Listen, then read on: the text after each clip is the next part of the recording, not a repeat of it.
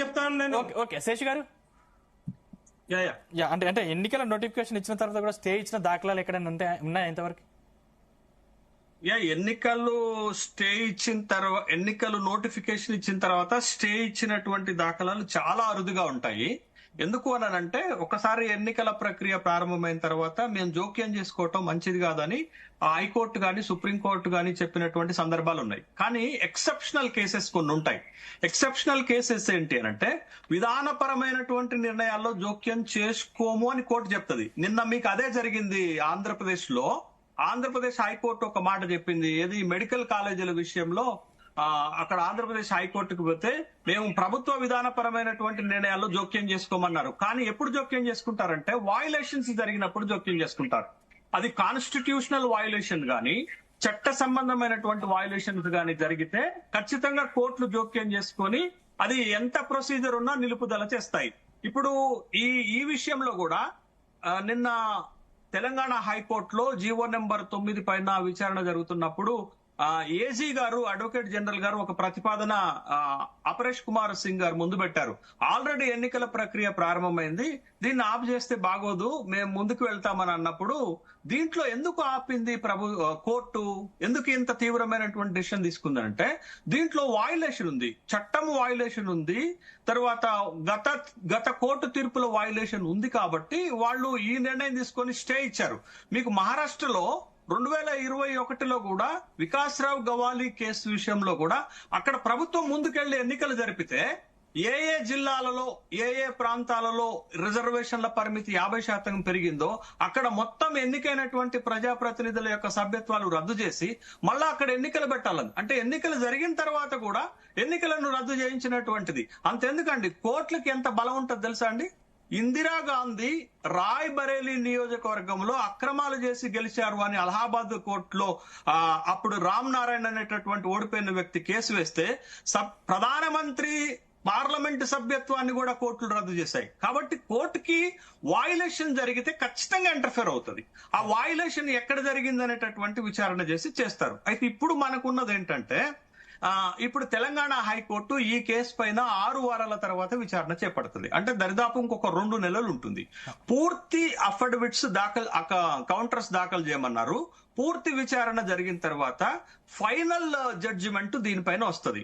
ఒక్క విషయం అండి, కోర్టులు ఎప్పుడైనా తమ తీర్పులను బేస్డ్ ఆన్ దేన్ని బేస్ చేసుకొని ఇస్తారంటే చట్టాన్ని బేస్ చేసుకొని ఇస్తారు, గత తీర్పులని బేస్ చేసుకొని ఇస్తారు. ఈ 2 విషయాల్లో గనక తప్పులు లేకపోతే కోర్టు పాజిటివ్ డెసిషన్ ఇస్తుంది.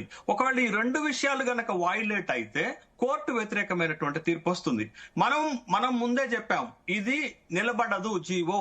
ఎందుకు నిలబడదు అనంటే దీంట్లో ఆర్గ్యుమెంట్స్ సందర్భంగా క్లియర్ గా కోర్టు 4 ప్రశ్నలు అడిగింది ప్రభుత్వాన్ని. ఆ 4 ప్రశ్నలు ఏంటి అంటే, మీరు ఎంపెరికల్ డాటా అంటున్నారు, ఆ డేటాని మీరు పబ్లికేషన్ చేశారా అని అడిగింది.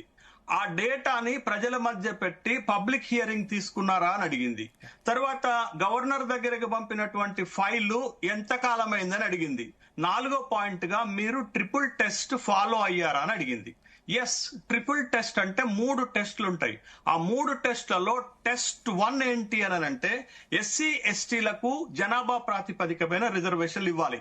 ఎస్, బిల్లులో గాని జీవోలో గాని ఇచ్చారు, 27% ఇచ్చారు. Okay, is satisfied.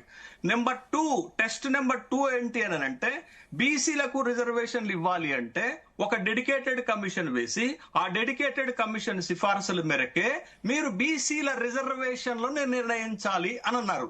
Yes, dedicated commission వేశారు. డెడికేటెడ్ కమిషన్ సిఫారసుల మేరకే బీసీల రిజర్వేషన్లు నిర్ణయించారు. అంటే 2 tests are satisfied. But let's come to the 3rd test. 3వ టెస్ట్ ఏంటి అని అంటే మీరు నిర్ణయించేటటువంటి రిజర్వేషన్లు not acrossing the 50% limit. This is an 3rd test. మీరు ఈ 3rd టెస్ట్ ఫాలో అయ్యారా అంటే అక్కడ బ్రేక్. ఈ 3rd టెస్ట్ ఫాలో అయితే మీకు 27% ఎస్సీ ఎస్టీలకు రిజర్వేషన్ పోతే the remaining part goes to the BCs, అంటే 23% బీసీలకు ఉంటుంది. కానీ మనం ఇక్కడ 42% పెట్టడం వల్ల the total reservation in the GO 69 అయింది. కాబట్టి బట్ ఇక్కడ వయలేషన్ జరిగింది. ట్రిపుల్ టెస్ట్ లో 3 టెస్ట్లు కావాలనేది సుప్రీంకోర్టు ఇచ్చినటువంటి ఒక తీర్పు. కానీ అభిషేక్ సింగ్ మను ఏమన్నారంటే నో ఇది cap on only education and employment, not to applicable to the local body elections అని చెప్పారు. బట్ ఇది కూడా ఏంటి అనంటే మరి ఒకవేళ అలా అన్నప్పుడు ఇది ఎప్పుడు వచ్చింది తీర్పు? ఇందిరా సహాని కేసు 92లో వస్తే ట్రిపుల్ టెస్ట్ వచ్చింది 2010లో. 2010లో ఈ ట్రిపుల్ టెస్ట్ పెట్టిన తర్వాత వయలేషన్స్ 3 సార్లు జరిగాయి. 2018లో తెలంగాణలో జరిగింది, 2021లో మహారాష్ట్రలో జరిగింది, 2022లో మధ్యప్రదేశ్ లో జరిగింది. 3 సార్లు కోర్టులు కొట్టేశాయి. మరి 4వసారి కొట్టేదా? 3 సార్లు కోర్టులు అబ్జెక్షన్ చెప్పినప్పుడు 4వసారి అబ్జెక్షన్ చెప్పదా? ఈ బేసిక్ పాయింట్. ఇవన్నీ కాన్స్టిట్యూషన్, చట్టము, గత లీగల్ తీర్పులకు అనుగుణంగానే మనం చేయాల్సినటువంటి ప్రయత్నం ఉంటుంది. అందుకే నేనేమంటున్నానంటే జయలలిత ఇప్పుడు ఎంజి రామచంద్రన్ సాధించలేని రిజర్వేషన్లని, కరుణానిధి సాధించలేని రిజర్వేషన్లని జయలలిత 1993లో సాధించింది. అంటే 11 ఏళ్లు పట్టింది తమిళనాడు ప్రభుత్వానికి 69% రిజర్వేషన్లు సాధించడానికి. ఇప్పుడు నేనేమంటున్నానంటే ఇప్పుడు కేంద్ర ప్రభుత్వం పైన ఒత్తిడి తెద్దాం. ఎట్లా ఒత్తిడి తెద్దాం? మీరు బిల్లు ప్రాపర్ గా పంపి ఆ బిల్లు బరాబర్ ఉంటే, స్ట్రాంగ్ గా ఉంటే కేంద్ర ప్రభుత్వం పైన ఒత్తిడి తెద్దాం. ఎట్లా ఒత్తిడి తెద్దాం అంటే అఖిల పక్షం, మేధావులు, తర్వాత బీసీ సంఘాలు, వీళ్ళందరం కూడా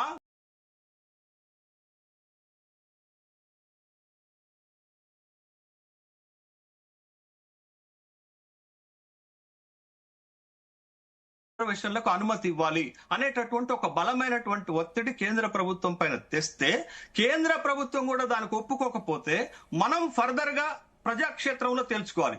మనం ఇదే రాహుల్ గాంధీ దేశవ్యాప్తంగా కులగణన చేయాలనే ఒక ఒత్తిడి తీసుకొస్తే కేంద్ర ప్రభుత్వం తలొగ్గిందా లేదా? కాబట్టి ఇది కూడా అంతే.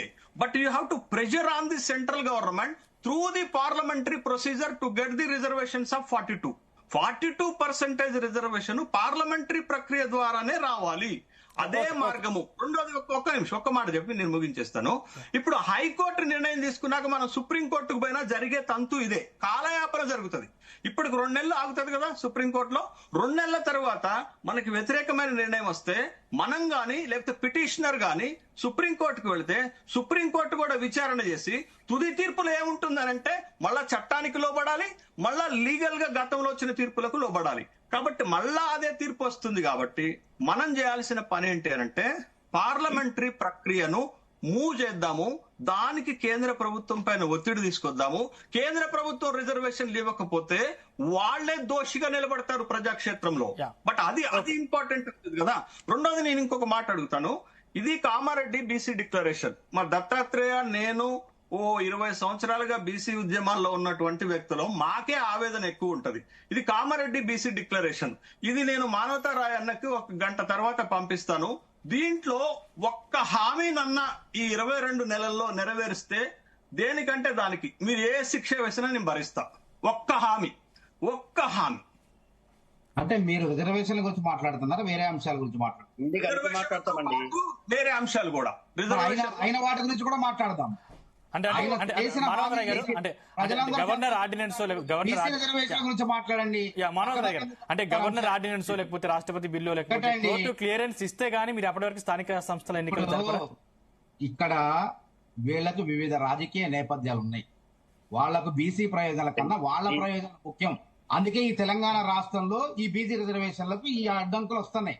నేను ఒకటే చెప్తున్నా, ఇందిరా సహాని వర్సెస్ కేసులు, యూనియన్ ఆఫ్ ఇండియా కేసులో 99-92లో కానివ్వండి, 2010లో కృష్ణమూర్తి వర్సెస్ యూనియన్ ఆఫ్ ఇండియాలో కానివ్వండి, ఆ 50% పరిమితి దాటొద్దని భారత రాజ్యాంగంలో ఉన్నదా? జడ్జిలు ఎందుకు ఇచ్చారు? ఎక్కడ ఉందా రాజ్యాంగంలో?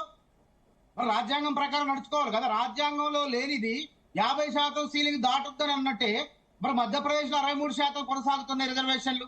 అక్కడ వచ్చేసి తమిళనాడులో చట్టబద్ధంగా పార్లమెంట్ లోనే ఆజ్ఞ పెట్టి 69% రిజర్వేషన్లు 9వ షెడ్యూల్లో పెట్టడం కాంగ్రెస్ ప్రభుత్వమే ఉన్నది.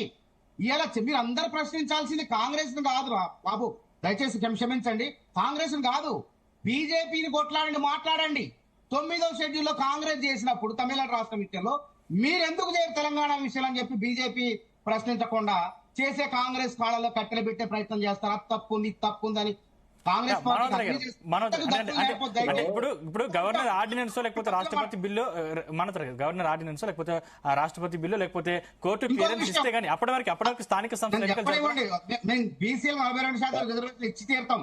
ఇంకో అంశం, రాజ్యాంగంలో ఇప్పుడు మొన్న సుప్రీంకోర్టు తీర్పు ఇచ్చింది. ఏమని ఇచ్చింది? తమిళనాడు రాష్ట్రం విషయంలోనే ఉదాహరణ అది. 10 బిల్లులు వాళ్ళ పెండింగ్ లో పెడితే నిలుపుదల చేస్తే వాళ్ళు సుప్రీంకోర్టుకు పోతే సుప్రీంకోర్టు తీర్పు ఏమని ఇచ్చిందండి? 3 నెలల కన్నా నిలుపుదల చేస్తే ఆ బిల్లులు ఆమోదించినట్లెక్కే అన్నటువంటి జడ్జిమెంట్ తీర్పును ఆధారంగా చేసుకొని రాష్ట్ర ప్రభుత్వం అన్ని అస్త్రాలు ప్రయోగించి చివరికి జీవో తీసేసి జీవో ద్వారా బీసీలకు న్యాయం చేద్దామని చూస్తే సరే కోర్టు అనేది స్టే ఇచ్చింది. దీనికి వీళ్ళంతా కలిసి ప్రత్యామ్నాయ మళ్ళా మార్గాలను అన్వేషించాలి కానీ అక్కడ పార్లమెంట్ ప్రక్రియ అంటే మరి తమిళనాడు రాష్ట్రంలో పార్లమెంట్ ప్రక్రియ జరిగింది. మరి రాష్ట్రపతి దగ్గర ఉన్నదాన్ని ఆమోదించాల్సింది బీజేపీ ప్రభుత్వం వాళ్ళు రాష్ట్రపతి గారు ఆమోదించాలా? నెక్స్ట్ జరిగేది అదే. ఇది తెలంగాణ కాదు. రాహుల్ గాంధీ గారిని ఈ రోజు బీసీలు తెలంగాణ గాని దేశవ్యాప్తంగా బీసీలు వాళ్ళందరూ కూడా ఆయన మావాడు అంటున్నారు. రేవంత్ రెడ్డి గారిని మావాడు అంటున్నారు. ఇలా రేవంత్ రెడ్డి రజక అంటున్నారు, రేవంత్ రెడ్డి నాయి బ్రాహ్మణ్ అంటున్నారు, రేవంత్ రెడ్డి గౌడ్ అంటున్నారు, రేవంత్ రెడ్డి అంటున్నారు. ఈ విధంగా ఆరాధ్యంగా వాళ్ళు కొలుస్తున్నారు. ఎందుకంటే ఇవాళ ఆ రోజు మండల కమిషన్ సిఫార్సులను వీపీ సింగ్ అమలు చేయబోతే ఇవాళ అడ్డుకున్నది మండల కమండల్ అనే పేరుతో ఆ రోజు బీజేపీ పార్టీ అందరికి తెలిసిన విషయమే. దాన్ని అమలు చేసిన రిజర్వేషన్ ని కాంగ్రెస్ ప్రభుత్వం 27% రిజర్వేషన్ అమలు చేసింది కాంగ్రెస్ ప్రభుత్వం. తమిళనాడులో రిజర్వేషన్లకు అనేక అడ్డంకులు వస్తే 76 రాజ్యాంగ సవరణ గుర్తుపెట్టుకోండి. 76 రాజ్యాంగ సవరణ చేసి 9వ షెడ్యూల్లో చేర్చినాం. అట్లనే ఈ విధంగా క్రమక్రమంగా ముందుకు పోతుంటే వీళ్ళేమో అది లేదు ఇది లేదు అన్నారు. కానీ మా దగ్గర ఉన్నాయి ఇంకా అస్త్రాలు ఉన్నాయి.